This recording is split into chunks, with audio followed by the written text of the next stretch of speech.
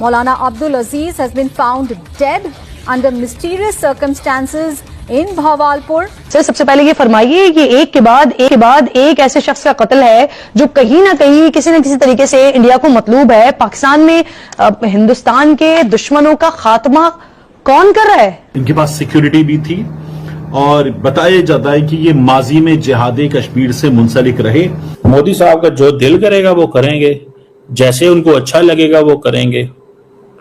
उनका दिल किया तो यहाँ पे हमले होंगे, उनका दिल किया तो रात को बंदे मरेंगे, दिल को मारेंगे, वो दे विल डू इट। कहीं ना कहीं जो लोग टारगेट किए गए हैं वो एंटी इंडिया थे या मुख्तलिफ वाकयात में माजी में इंडिया को मतलूब रहे थे। अभी रिसेंटली जहलुम के करीब अबू कताल एक किरदार जिन्हें निशाना बनाया गया, गोलियां मारी गईं। फिर एक मुफ्ती साहब तुर्बत में, उन्हें निशाना बनाया गया था। In one of the Jaish rallies warned India of division like USSR and others. Defence minister साहब से बंदा पूछे कि हमारे शहरी जो हैं वो क्यों इस तरह वो चुन चुन के उनको वो मार रहे हैं।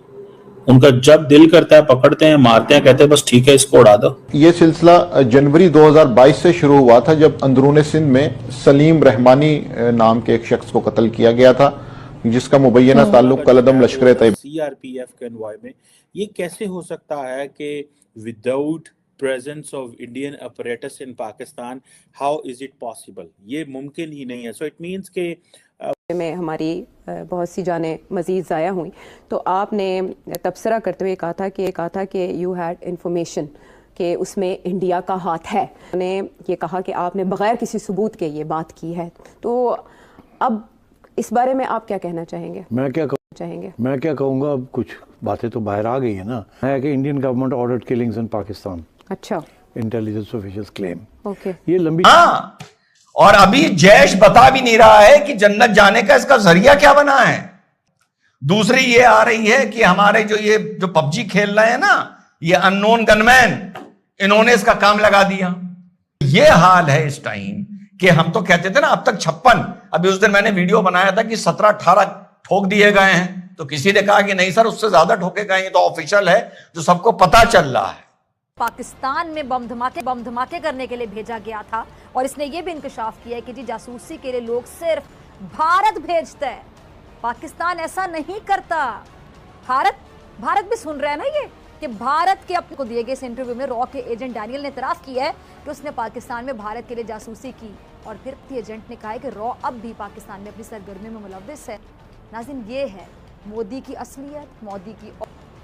पाकिस्तान ने हमेशा भारत की तरफ दोस्ती का हाथ बढ़ाया और भारत ने हमेशा क्या किया, पाकिस्तान में जासूसी का जाल बिछाना चाहा। कराची और बलूचिस्तान का अमन तबाह करने के लिए क्या बस बताया जाता है। और ऐसे वाकयात का मजीद होते चले जाना ये बताता है कि जो नेटवर्क यहां उन्होंने बनाया है, रॉ वालों ने बनाया है, वो नेटवर्क शायद इंटैक्ट है और उस नेटवर्क के लोग काम दिखा रहे हैं, बंदे वो रास्ते से हटाते चले जा रहे हैं। सबसे पहले ये फरमाइए कि एक के बाद एक ऐसे शख्स का कत्ल है जो कहीं ना कहीं किसी न किसी तरीके से इंडिया को मतलूब है। पाकिस्तान में हिंदुस्तान के दुश्मनों का खात्मा कौन कर रहा है? जी, ये एक इंतहाई पेचीदा वाकया है और गुज़िश्ता 2 साल में ऐसे कई वाकयात पेश आ चुके हैं जिसमें कराची, इस्लामाबाद, लाहौर, डस्का और आज़ाद कश्मीर के अंदर ऐसे वाकयात हुए हैं। तो इन सारों को जब लिंक करके देखा जाता है तो ये पता चलता है कि कहीं ना कहीं जो लोग टारगेट किए गए हैं वो एंटी इंडिया थे या मुख्तलिफ वाकयात में माजी में इंडिया को मतलूब रहे थे। ये सिलसिला जनवरी 2022 से शुरू हुआ था जब अंदरून सिंध में सलीम रहमानी नाम के एक शख्स को कत्ल किया गया था, जिसका मुबैना ताल्लुक कलदम लश्कर तैयबा से बताया जाता है। वहां से यह मामला शुरू हुआ। उसके बाद फिर कराची में कलदम जैश मोहम्मद के